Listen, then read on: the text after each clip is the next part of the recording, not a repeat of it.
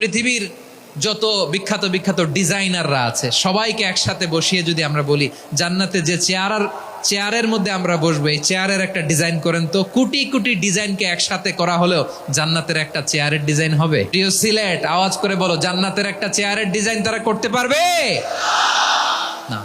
কেমন জান্নাতে আমরা যাব? বিশ্বনবী কিভাবে জান্নাতকে আমাদের সামনে চিত্রায়িত করেছেন, পোট্রে করেছেন? তিনি বলেছেন, জান্নাতীরা যখন জান্নাতে ঢুকবে, ফেরেশতারা জান্নাতীদেরকে বলবে, ওয়া ইন্না লাকুম আন তাসিহু ফালা তাসকামু আবাদা। ও জান্নাতীরা, তোমরা আজীবন সুস্থ থাকবা, কোনোদিন অসুস্থ হবা না। সুবহানাল্লাহ বলেন। আচ্ছা, আজকের এই মাহফিলে যারা এসেছেন কোনোদিন অসুস্থ হন না, এরকম কে কে আছেন? হাত তোলেন তো দেখি।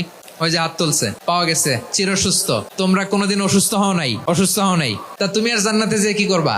তুমি তো জান্নাতেই আছো। তাইলে ফেরেশতারা বলবে, ওয়া ইন্না লাকুম আন তাসিহু ফালা তাসকামু আবাদা। এটা এমন জান্নাত, চিরকাল সুস্থ থাকবা, কোনোদিন অসুস্থ হবা না। সুবহানাল্লাহ বলেন। ওয়া ইন্না লাকুম আন তাহইয়াউ ফালা তামুতু আবাদা। তোমরা অমর হবা, মৃত্যু তোমাদের স্পর্শ করবে না। সুবহানাল্লাহ। অমর হওয়ার জন্য আমরা কত কিছু করি। জান্নাতে গেলে অমর হওয়া যাবে, ঠিক কিনা বলেন? তোমরা চিরকাল বেঁচে থাকবা, তোমরা আর মরবা না। ওয়া ইন্না লাকুম আন তাশিব্বু ফালা তাহরামু আবাদা।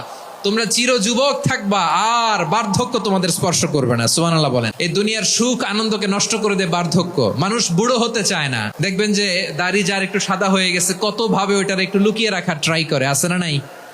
হ্যাঁ, এটারে কলব দেয়, এটারে কেউ মেহেদি দেয়, এটারে কেউ কেটে কুটে। এই যে আমারও তো পাকতেছে এদিক দিয়ে। এ তো আজ থেকে 5 বছর আগেও তো কুচকুচে দাড়ি ছিল, চুল ছিল, রং ধরা যৌবন, জং ধরে শেষ। এই তো জীবন। This is the circle of life. এটাই লাইফ। এই যে পাকতেছে, এইখানে পাকতেছে, দিস ইজ লাইফ। তো মানুষ বুড়ো হতে চায় না। এখন দেখবেন যে অনেক শ্যাম্পু বেরোইছে, শ্যাম্পু, অ্যান্টি এজিং শ্যাম্পু।